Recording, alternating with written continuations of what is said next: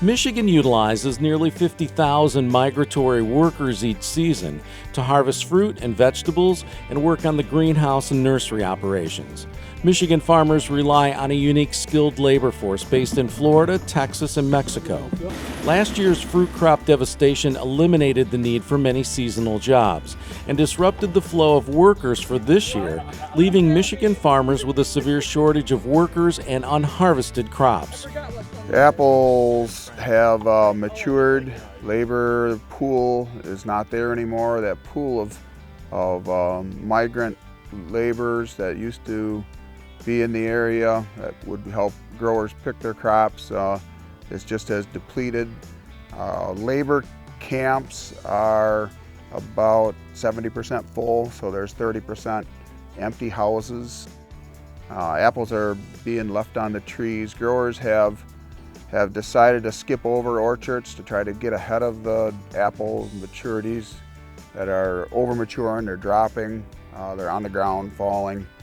I put an estimate at this time and the crop is only 3/4 harvested right now. We've probably at this time in this area probably lost somewhere around 5 million bushel. This year's been kind of tough.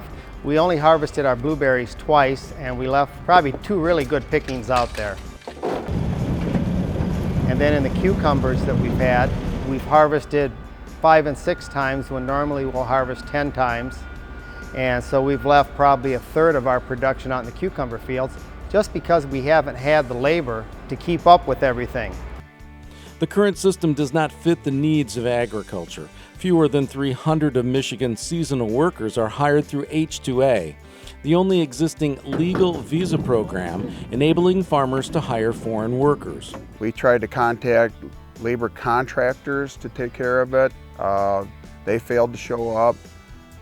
We took everybody and anybody that came to the door. We solicited help. This winter, we was in Florida, we was in Texas, we were soliciting help, sending out our business card, we established websites. We were not able to convince the labor pool that is in those other states to come up into Michigan to work for us. So what we really need is just a workable situation where we could just have some sort of an ID system where they could come in and hand us that ID and say, yes, I'm legal to be here for X number of months or whatever, and then let them go back home and then return later and do it again.